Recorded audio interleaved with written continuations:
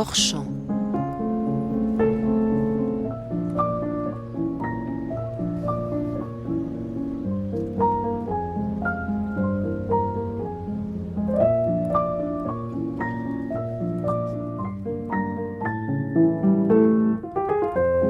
Hors champ, bonsoir à toutes et à tous et merci de votre fidélité.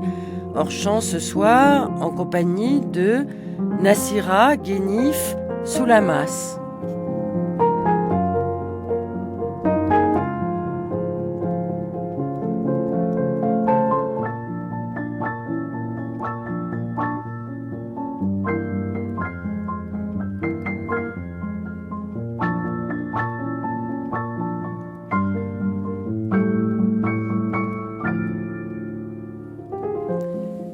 Nassira, vous êtes sociologue, vous êtes auteure de plusieurs livres, vous êtes enseignante. Les derniers ouvrages parus s'intitulent La République mise à nu par son immigration et puis Les féministes et le garçon arabe. Mais vous étiez fait connaître de la scène intellectuelle et aussi politique au sens de l'engagement dans la cité avec votre thèse qui s'intitulait Des beurettes. Dans quelles conditions, dans quelles circonstances avez-vous décidé d'essayer de cartographier finalement le langage que nous utilisons tous les jours pour désigner certaines personnes qui ne sont pas tout à fait comme les autres et pour lesquelles il y a toute une multiplicité d'acceptions. En fait, c'est le terrain qui m'a amenée à m'intéresser à ces jeunes femmes qui, depuis déjà à l'époque, donc dans les années 90, depuis une quinzaine d'années, étaient nommées les beurettes. Surtout parce que il me semblait qu'il y avait comme un consensus complaisant à leur égard, quelque chose qui serait de l'ordre d'une condescendance et qui consisterait essentiellement à observer les capacités qu'elles allaient manifester à s'intégrer dans la société française. Et au fil des enquêtes et des entretiens, à la fois sur des terrains en forme d'observation et en même temps avec des conversations plus serrées avec un certain nombre de jeunes femmes, je me suis rendu compte qu'en fait, elles ne se reconnaissaient pas dans cette injonction qui leur a été faite, qu'elles la considéraient comme une forme de pression ou d'injonction paradoxale qui pesait sur leur existence, sur les choix qu'elles souhaitaient faire et sur cette sorte de conception très binaire du monde qui consistait à leur imposer de se défaire de leur famille pour parvenir à se réaliser pleinement en tant que femme. Et c'était contre cela. C'est-à-dire que c'était une désignation. Oui, et puis c'était une forme de stigmatisation de tout leur environnement qui leur était imposé et dont elles devaient faire raison. C'était à elles de décider finalement qui elles allaient choisir. Et ce choix était impossible pour elles, elles le disaient. Elles disaient qu'en fait, elles n'avaient pas de raison de rompre avec leur famille pour parvenir à exister dans la société française et à être elles-mêmes françaises à leur manière. Et c'était bien elle était française. Elle l'était depuis leur naissance. Tout à fait. Ou alors elle était devenue, ou elle le deviendrait, mais c'était à leur manière qui posait problème. C'est-à-dire que finalement, il y avait une feuille de route qui leur était imposée.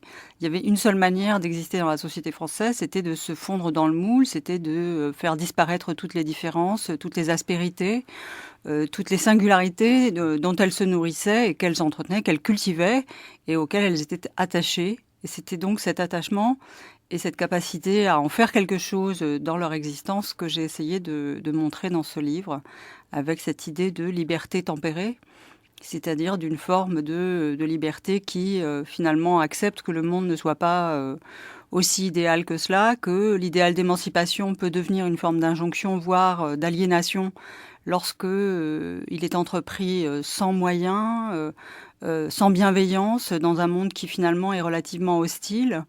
Et contrairement à ce qu'on pourrait penser, avec cette idée que finalement la société française est une société qui est un terreau de féminisme, ces jeunes femmes rencontraient beaucoup d'hostilité dans leur environnement, parce qu'elles étaient arabes, parce qu'elles étaient musulmanes, parce qu'elles étaient héritières d'une double histoire, celle de l'immigration et celle de l'ordre colonial, parce qu'elles mettaient en œuvre une culture qui était toujours dévalorisée et toujours stigmatisée, qui était un objet de suspicion perpétuelle, et parce que finalement, elles étaient des femmes paradoxales d'une certaine manière. C'est-à-dire qu'elles n'étaient pas les femmes qu'on attendait, et c'était contre cela qu'elles essayaient d'exister avec toute l'intelligence et la réflexivité qu'elles y mettaient. Alors votre travail s'intéresse de l'intérieur à la perception que ces jeunes femmes pouvaient avoir d'elles-mêmes. Je dis pouvait parce que peut-être que la perception aujourd'hui a beaucoup évolué en 2014. Et puis aussi, vous êtes très sensible à la langue, à la manière dont l'autre vous stigmatise, vous exclut, vous désigne. Vous venez de dire arabe, musulman. Vous interrogez à l'intérieur de cette thèse aussi sur le mot maghrébin. Est-ce qu'on peut faire l'historique de la manière dont, justement, le langage commun a désigné des personnes qui sont françaises et qui, cependant, dans le langage courant, ne sont pas intégrées comme faisant partie complètement de la communauté nationale. Oui, en fait, ces mots, ils fonctionnent à la fois comme des désignations qui se veulent bienveillantes, mais en fait, ils fonctionnent comme des obstacles, comme des manières de les renvoyer à une différence dont, de fait, on considère qu'elles ne pourront jamais s'extraire, sauf à complètement faire une espèce de... Pourquoi on les utilise toujours ? On continue à les utiliser parce que je pense qu'ils évitent de nommer les choses de façon directe, y compris avec la manière dont les personnes elles-mêmes se disent. Autrement dit, lorsque j'utilise les mots arabe et musulman, ça n'est pas en forme de stigmatisation, mais c'est parce que ce sont les désignations que les personnes elles-mêmes utilisent. Ces jeunes femmes se disaient arabe, musulmane, elles parlaient du fait d'être algérienne, tunisienne ou marocaine. Elles parlaient de ces termes-là et avec ces termes-là de leur manière d'exister. Et c'était précisément ce que prétend obérer des termes comme par exemple maghrébin, derrière lequel d'ailleurs résonne toujours algérien, parce que c'est finalement celui qui est le plus problématique, y compris pour des raisons historiques et politiques. Et donc, pour elle, il y avait toute une difficulté à parvenir à surmonter tous ces mots. Le mot beurette, par exemple, participe du même lexique que maghrébin.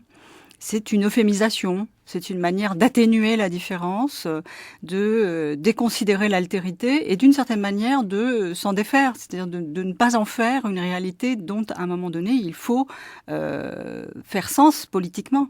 Ça n'est pas simplement des appellations comme ça qui flottent dans l'air, non, elles renvoient à des existences, elles renvoient à des manières d'être. Et donc il y a tout ce lexique de l'euphémisation qui est un lexique aussi du déni de l'histoire, du déni de la généalogie, de ce que c'est que d'être héritier et descendant d'une certaine histoire, à la fois familiale, publique, et aussi d'une grande histoire politique. Ce sont tous ces dénis-là, en fait, qui se sont accumulés au fil du temps dans ces manières de ne pas les nommer comme elles-mêmes se nomment, et comme d'ailleurs, pas seulement elles, mais leurs frères, leurs parents, l'ensemble de l'environnement auquel elles appartiennent et dans lequel elles se reconnaissent et qu'elles revendiquent. Il y a eu un film récemment qui a retracé l'historique des beurs et de la marche des beurs. Est-ce qu'aujourd'hui, ce mot même de beurre est utilisé ou est-ce qu'il est complètement périmé selon vous ? Il l'était déjà à l'époque où j'ai écrit ma thèse. C'était un mot qui était considéré comme une forme de stigmate, véritablement. C'est-à-dire que c'était une manière de ne pas prendre en compte à la fois la parole et l'histoire des personnes qui étaient nommées ainsi. Et pourtant, au début, c'était une sorte d'auto-affirmation, de revendication, d'une appartenance. Alors en fait, ça a été très bref, voilà. Et je pense que la une raison, dignité, oui, tout à fait. Mais c'est vrai que une par exemple, revendication de personnalité. Oui, ou en tout cas d'une communauté d'expérience, on va dire, de quelque chose qui soudait des personnes autour d'un récit commun. Ce récit, en fait, il a été un plus, quoi. Oui, ou en tout cas une singularité qui méritait d'être considérée.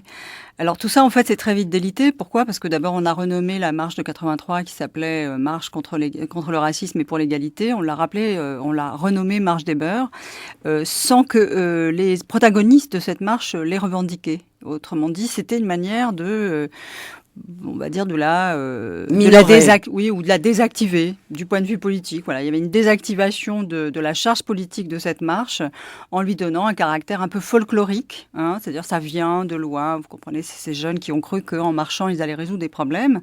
Or, ce qui s'est passé, c'est qu'il y a eu une opposition politique franche, directe, qui a consisté notamment à faire entrer dans le patrimoine cette histoire pour ne jamais avoir à assumer les revendications qui émanaient de la marche. Et d'ailleurs, le film, de ce point de vue-là, à mon avis, est une occasion ratée parce que il n'a pas marché d'ailleurs. Mais je pense que, enfin, je ne sais pas si c'est seulement un enjeu commercial. Sur le fond, c'est un film qui est indigne. Il n'a pas intéressé les gens. Non, et puis il est indigne de cette histoire. Il est indigne des enjeux qui jusqu'à aujourd'hui restent à assumer, à discuter et à véritablement prendre en compte. Et il est indigne de tous les gens qui ont participé participer à cette marche. Il y avait une sorte de, alors là pour le coup de scénarisation de ce qui s'est passé réellement, avec des enjeux beaucoup plus importants qui n'étaient pas soulignés.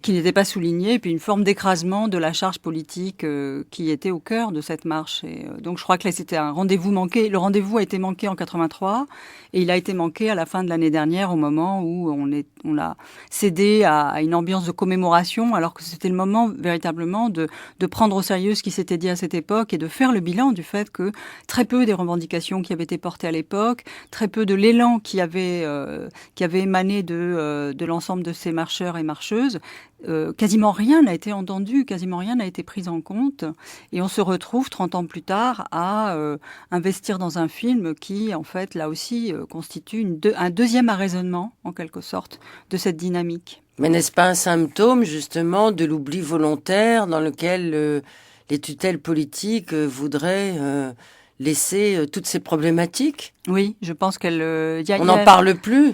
On n'en parle plus et d'ailleurs on a fait à la faveur de ce qui s'est passé l'année dernière dans cette espèce de moment de discussion un peu qui m'a laissé dans la perplexité, qui était quand même très équivoque sur les différents rapports sur l'intégration qui avait été commandé par Matignon. Ça a été une deuxième manière d'enterrer définitivement ces questions-là. C'est-à-dire que tout ce qui pouvait être soulevé et cette manière de prendre au sérieux cette question. Enfin, moi je pense que le terme d'intégration est définitivement disqualifié et qu'il serait temps de changer de vocabulaire, parce qu'il fait partie de ces appellations contrôlées qui visent à rendre comptables les migrants et leurs descendants des difficultés qu'ils rencontrent, et non pas d'assumer qu'il y a effectivement des obstacles structurels à leur présence et à leur participation en France. Là aussi, la langue joue comme une complètement, oui. Et la récurrence du terme, la récurrence du terme intégration depuis les 10 ou 20 dernières années est symptomatique d'un refus, en fait. C'est-à-dire que le terme dit exactement l'inverse de ce que on prétend lui faire dire. C'est-à-dire que ce serait l'idée que on est prêt à les accueillir, mais en fait non. Cette manière d'invoquer constamment l'obstacle de l'intégration, le déficit d'intégration, voire quelque chose d'encore plus étrange qui serait le désir d'intégration. Je ne vois pas en quoi on peut désirer quelque chose d'aussi normatif que l'intégration. Ce sont autant de manières de ne pas faire droit à la fois la manière dont aujourd'hui les descendants de migrants coloniaux notamment existent en France, c'est-à-dire qu'ils n'ont finalement pas attendu qu'on vienne leur jeter à la tête cette injonction à l'intégration pour exister, pour participer. Comme s'ils avaient des comptes à rendre en permanence à la République. Tout à fait, ils sont constamment tenus comptables et ils sont toujours, d'ailleurs, ce que l'on met en évidence, c'est le déficit et c'est le passif. D'une certaine manière. Il n'y a jamais rien qu'on puisse mettre à leur crédit, si ce n'est quelques exceptions que l'on a effectivement exhibées. Alors il y a les problèmes il y a les histoires de visibilité dans les différents gouvernements. On se souvient que Nicolas Sarkozy avait choisi un gouvernement avec certains ministres appartenant à des communautés dites visibles. Est-ce que pour vous, ce sont des hochets ? Oui, je pense que toutes ces femmes ont accepté d'être des alibis et d'être gagées, en quelque sorte. Ce sont des femmes gagées, à mon sens, et qui n'ont pas réussi. Gagées, c'est-à-dire qu'elles se sont soumises à tout un ensemble d'injonctions pour parvenir à exister dans une sphère dont elles considèrent qu'elle était sans doute importante pour elles, être ministre, je suppose ou secrétaire d'État. Mais vous voulez dire qu'elles ont accepté d'instrumentaliser leur propre appartenance pour des vues politiciennes. Oui, je pense. Et je pense qu'elles ont perdu leur souveraineté à la fois de femmes politiques, et alors à supposer qu'elles l'étaient d'ailleurs, parce que je suis pas sûre que toutes le sont. Je pense qu'elles étaient beaucoup plus des hochets de façade, effectivement, ou des poupées qu'on pouvait utiliser, y compris à des fins de détournement de l'attention vers leur attractivité, leur sens de la parole. Enfin, il y avait tout quelque chose qui avait à voir avec l'apparence, avec le sens du verbe, et qui n'avait plus rien à voir avec la profondeur de l'action politique. C'est-à-dire comment est-ce que l'on parvient à agir politiquement sur un certain nombre de situations de racisme, de discrimination, de sexisme qui sont aujourd'hui complètement métabolisées dans la société française, qui se renforcent mutuellement. Et c'est à cela qu'elles ont renoncé, c'est-à-dire à la capacité de pouvoir peser sur ces problèmes-là et sur des formes d'action qui auraient pu nous sortir de la situation dans laquelle nous nous trouvons, c'est-à-dire un racisme qui aujourd'hui est à ciel ouvert, qui s'exprime avec une intensité une verve, hein, je veux dire chacun redouble de férocité d'une certaine manière, et puis aussi quelque chose qui me semble très préoccupant, c'est qu'une certaine expression du racisme est devenue vertueuse. Vous voulez dire par là que l'expression du racisme est autorisée maintenant à haute voix à l'intérieur de notre société, alors qu'il y a encore 5-6 ans, c'était de l'ordre de l'interdit. Alors, il y a des gens qui osent dire qu'ils sont racistes alors qu'ils n'auraient jamais osé le faire il y a quelques années. Alors non seulement, moi je pense que on a tendance à considérer que les discours sont la chose la plus importante. Ce que manifeste ou ce que met en évidence l'accroissement, l'intensité, la saturation des discours racistes, et qui se présentent d'ailleurs comme vertueux, c'est-à-dire qu'il est légitime d'exprimer son racisme parce que ce serait une expression de la souffrance, ce serait une expression d'anxiété. Autrement dit, on confond tout. La souffrance est une chose, l'expression du racisme en est une autre, et je pense qu'on ne peut pas justifier l'une par l'autre. Mais ce que cela révèle surtout, c'est que pour les gens qui sont en butte au racisme, les actes racistes, les pratiques racistes, la routine raciste, elle est là depuis très longtemps. Et cette émergence des discours ne fait que révéler quelque chose qui finalement se vit à bas bruit depuis très longtemps pour beaucoup, c'est-à-dire la routine des brimades, des humiliations, des refus, des spoliations qui en fait sont devenues le lot commun de beaucoup de Français et d'étrangers qui ont le droit d'être en France, hein, faut-il le rappeler, et d'immigrés qui sont tout à fait légitimes à être en France. Or, ce sont ces cibles-là qui aujourd'hui, si on leur donnait la parole, pourraient vous expliquer sans aucune difficulté mais le racisme, c'est leur vie quotidienne. Donc, finalement, le fait qu'à un moment donné, le discours émerge, ça n'est que le révélateur de tout un ensemble de pratiques qui sont souterraines, qui sont très souvent d'ailleurs, qui se vivent dans des formes d'interaction honteuses pour les personnes qui les subissent et qui ne parviennent même pas à en parler. Quels sont les instruments de la sociologie pour pouvoir mesurer cette intensité du racisme ? Il y a eu bien sûr beaucoup d'enquêtes qualitatives qui ont mis ça en évidence, qui sont trop peu connues, trop peu commentées. Il y a eu aussi une volonté qui a émergé dans les années 2000 et qui a fait l'objet d'un débat assez controversé sur le fait qu'il fallait établir cela de manière statistique. C'est-à-dire toute la question des statistiques ethnico-raciales porte précisément sur cela. Or, il me semble que nous avions là deux objectifs qui se renforçaient. Ça a été fait, mais ça reste encore largement marginal, même s'il y a eu une grande enquête Théo menée par l'INSEE et l'INED. Ça permet à la fois de comprendre quelle est aujourd'hui la physionomie de la société française. Et ça, c'est quelque chose qui est absolument essentiel pour qu'on cesse d'être dans une sorte de panique morale ou d'anxiété entretenue sur l'idée que la France aurait été défigurée, qu'elle ne serait plus viable, que cette juxtaposition de communautés qui serait, dit-on, constamment dans une forme d'affrontement ou de rejet de tout un ensemble de principes partagés, conduirait la France à sa perte. Je pense que ça permettrait sans doute de désamorcer l'ensemble de ce discours complètement alarmiste et pour une certaine part assez délirant. Et d'autre part, ça permettrait de prendre la mesure des discriminations et des formes de racisme qui existent, c'est-à-dire pas seulement le sentiment ressenti, mais aussi C'est ce que disait une enquête publiée récemment, c'est que les Français n'étaient pas racistes, mais qu'ils pouvaient exprimer des propos racistes, pour certains d'entre eux. Alors ça c'est la version. Vous n'acceptez pas, Nassira, cette distinction? Non, je pense que c'est la version la plus optimiste et il me semble aussi la plus irresponsable. C'est-à-dire que lorsque l'on dit ça, finalement, on se place dans une position morale qui consisterait à dire tout n'est pas perdu, puisque finalement, ce ne sont juste que des discours. Or, ce qu'il faut comprendre, effectivement, c'est cette interaction étroite entre pratique et discours. Et les discours ne sont pas déconnectés des pratiques. Les pratiques, elles sont installées. Elles ont fait l'objet d'enquêtes sur un certain nombre d'administrations, d'entreprises, de milieux. Je veux dire, ce sont des enquêtes qui mettent en évidence la réalité des pratiques racistes. Donc, dire que la France n'est pas raciste, mais qu'il y aurait quelques brebis galeuses, c'est s'en sortir à bon compte. Et c'est à mon avis, ça manifeste une forme d'irresponsabilité face à l'ampleur du problème face auquel nous nous trouvons. Mais le racisme est poursuivi par la loi. On s'aperçoit que beaucoup d'actes racistes, en fait, ce qui est surtout poursuivi par la loi, c'est les propos racistes les plus explicites. Mais toutes les pratiques racistes qui sont métabolisées, qui font l'objet d'interactions infinitésimales dont on n'a pas connaissance, et dont parfois, d'ailleurs, y compris les protagonistes, sont amenés à les mettre en doute. C'est-à-dire que c'est difficile aussi d'admettre qu'on est soi-même objet du racisme. Le racisme réifie, il avilit. Il détruit la personne qui le subit. Je pense qu'on n'a pas suffisamment conscience des effets du racisme et de ce qu'on appelle les discriminations, c'est-à-dire le fait de se voir dénier un droit. Mais le racisme, même s'il n'y a pas déni de droit, est quelque chose qui atteint la personne dans son intégrité. Et tous ces éléments-là font que très souvent, y compris pour les personnes qui les subissent, ça n'est pas évident d'aller dire oui, je voudrais porter plainte parce que j'ai subi une pratique raciste, je suis en butte à du racisme, le racisme est en train de détruire ma carrière, est en train de détruire ma vie familiale, ou ça empoisonne mon voisinage et ma vie dans mon quartier.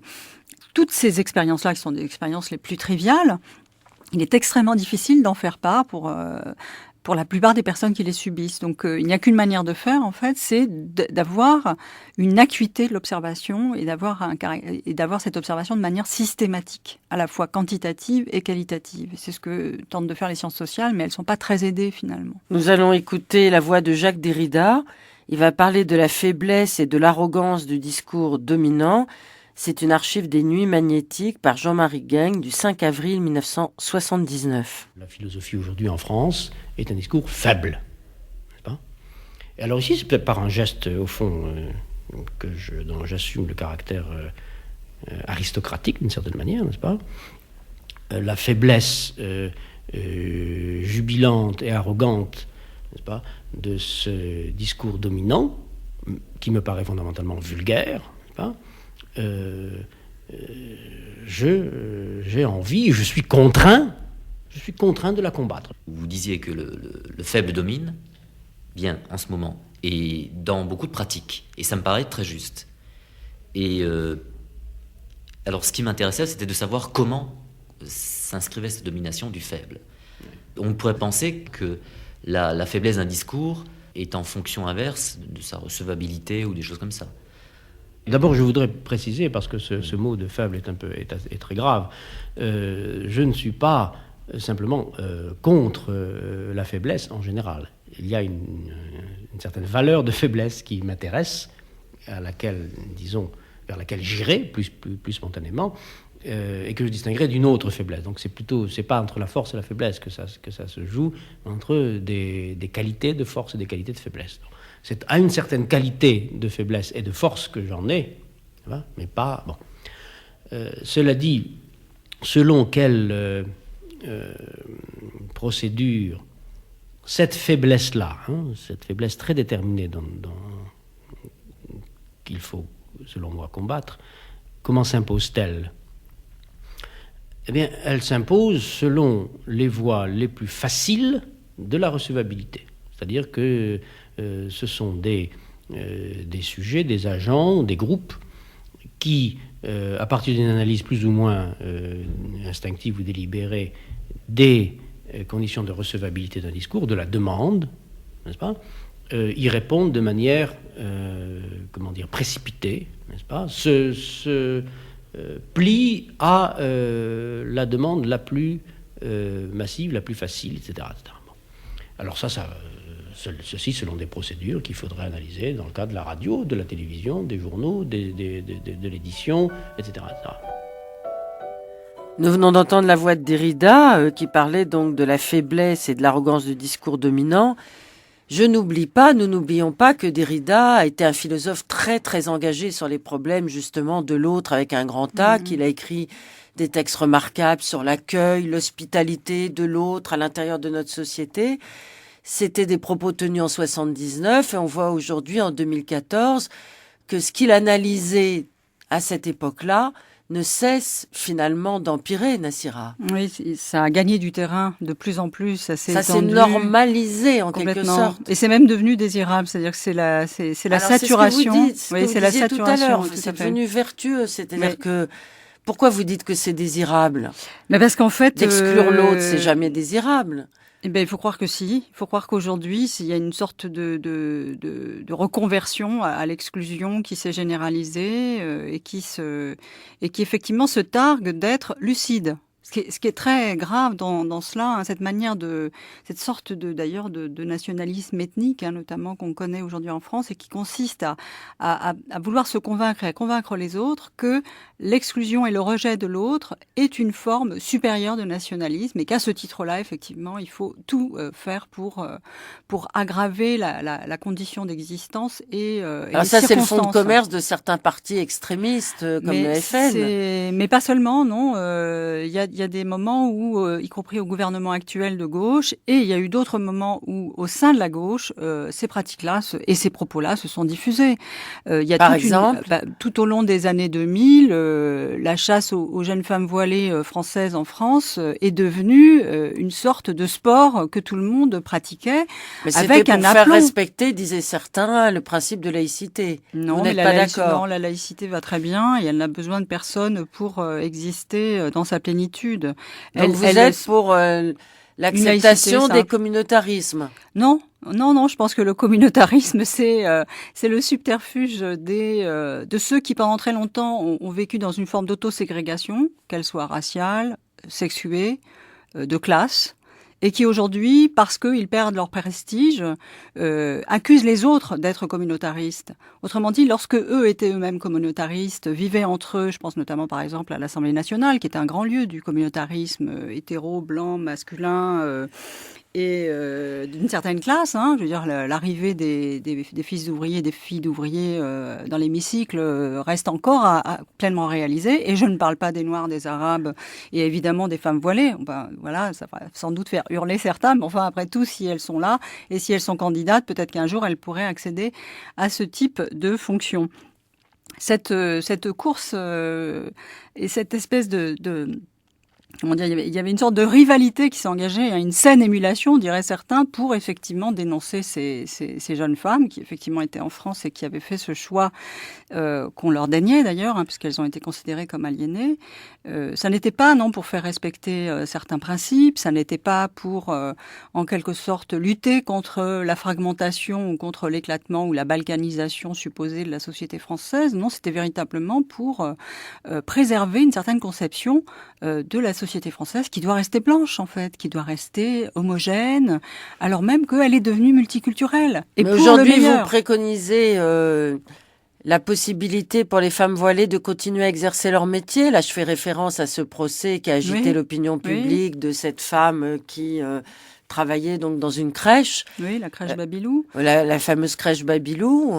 Quel est votre avis, Nassira Guérif? Écoutez, sur cette question-là, moi je pense qu'il faudrait, de façon très raisonnable et pragmatique... Le procès est toujours en cours, Non, d'ailleurs. tout à fait, oui, il y a encore un appel, là. Il va y avoir un référendum. Enfin, c'est une procédure très longue, mais quelle qu'en soit la décision finale, je crois qu'il y a une question de bon sens qui a été complètement perdue de vue.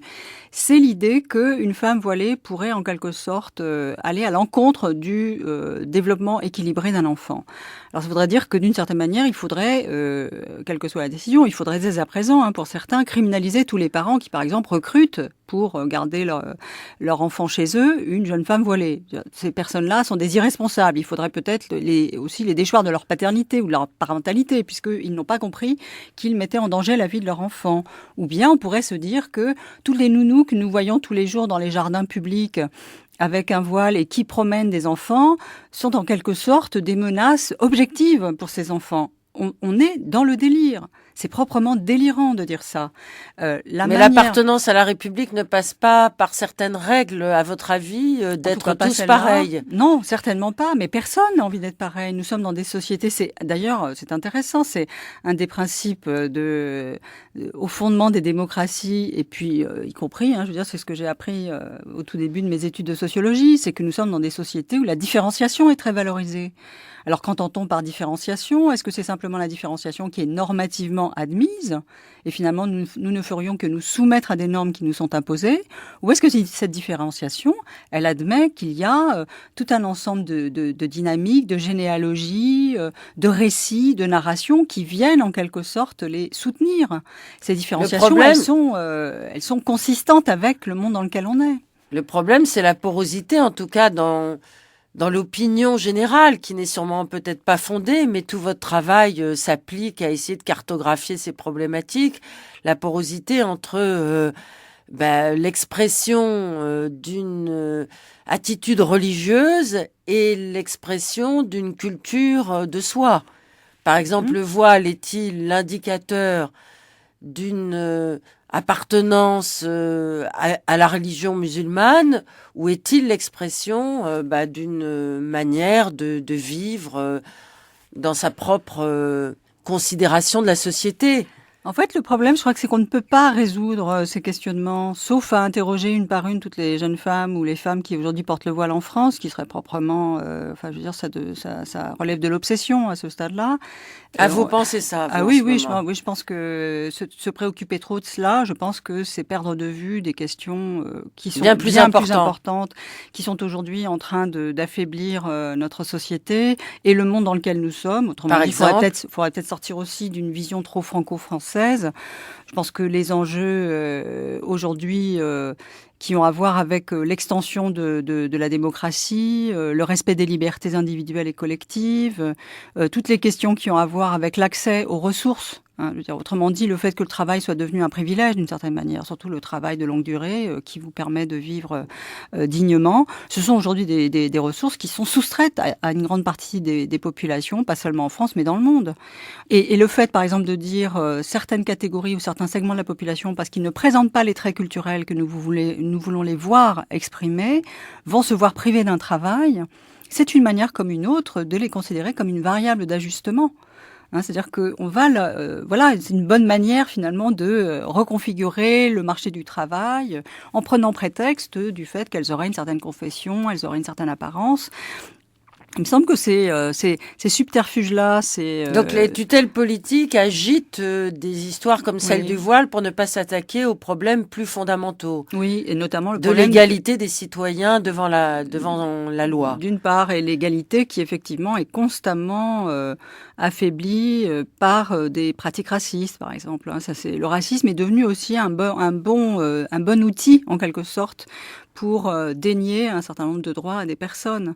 Et je crois que nous nous sommes fourvoyés pendant plus d'une décennie, d'une part en essayant de repérer les personnes qu'il faudrait sauver en quelque sorte de leur sort parce qu'elles habiteraient dans des quartiers, parce qu'elles appartiendraient à une certaine confession, parce elles participeraient d'ailleurs aussi du sexe faible, dont il faudrait en quelque sorte protéger. Toute cette victimisation d'une partie de la population ou de la société française, et avec des héros, des nouveaux croisés qui viendraient les sauver à la fois de leur aliénation et de toutes les atteintes à leur personne qui pourraient se faire jour sous couvert de religion, parce que c'est essentiellement la religion musulmane qui depuis a été en but à l'ensemble de ces attaques. Je pense qu'on perd un temps fou qui aurait pu être dédié peut-être à réfléchir à ce que justement Derrida appelait le monolinguisme de l'autre, c'est-à-dire cette manière de s'enraciner véritablement dans une forme d'altérité que l'on valorise, que l'on revendique pour soi et dont on tire des ressources, une inspiration pour exister dans une société qui en a bien besoin aujourd'hui. Au lieu d'être tout le temps en train de mettre en cause l'altérité, de vouloir en quelque sorte la dissoudre dans une sorte d'existence où finalement tout le monde se ressemblerait. Je pense que on a aujourd'hui la capacité à faire exister toutes ces altérités précisément parce que c'est à travers elles que l'on peut résoudre des problèmes d'oppression, de domination qui aujourd'hui sont devenus écrasants. Cette reconnaissance de l'altérité passe par la connaissance de son propre passé et par la dignité de ce passé. Vous accordez beaucoup d'importance à l'histoire coloniale à l'intérieur de vos ouvrages, Nassira Guérif. Nous allons écouter la voix de Mohamed Harbi. C'est un entretien à France Culture du 15 avril 1999. Il va parler de l'indépendance de l'Algérie, de l'histoire de l'immigration. Nous avons tiré nos pères, nous avons tracté nos pères, contrairement à la génération actuelle où les fils tractent leurs pères dans un sens conservateur. Nous les tractions dans un sens, disons, progressiste. Voilà. Des différences de génération entre la nôtre et celle qui est aujourd'hui en scène. Donc, c'était tout à fait normal de leur rendre hommage. Ils sont aussi pour beaucoup dans ce que je suis devenu. Mon père m'a appris à être toujours moi-même. Il a souvent résisté, mais en définitive, il ne m'a jamais essayé de me dominer ou de me dompter.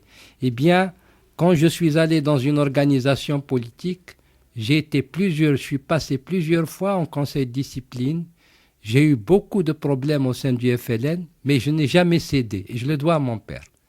Il m'a appris, il a accepté que je ne cède pas face à lui, et je n'avais pas de raison de céder face à d'autres quand il s'agissait de mes convictions. Et ça, je lui rends hommage. C'est vraiment quelque chose que je lui dois. Beaucoup de ceux que j'ai connus ne pensaient pas voir l'indépendance de l'Algérie. Ils pensaient que c'était une épreuve qui commençait dont on ne connaissait pas le terme. Donc, il y avait à la fois la volonté, c'est beaucoup plus de volontarisme que de clarté dans le chemin à parcourir. Et la pugnacité était très forte. Ah bah ça, c'était très fort. Et je dois dire, moi, j'ai vécu dans l'émigration parce que dans l'émigration, c'était plus fort qu'en Algérie. C'était beaucoup plus fort.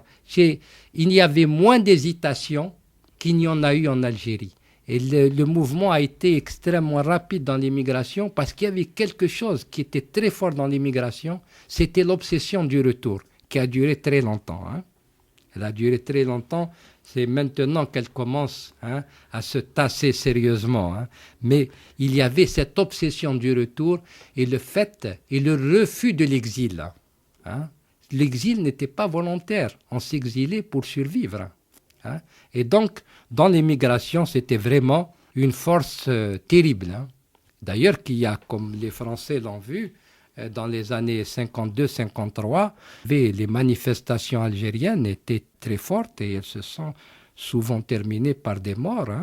Maintenant, on n'en parle plus, on parle du 1er novembre 54, mais les manifestations en France, que ce soit le 14 juillet 53 à Paris ou en mai, dans les régions de l'Est, on a eu une vingtaine de morts. Nous venons d'entendre Mohamed Harbi, c'était un entretien avec Pascal Werner de Avoinu de 99.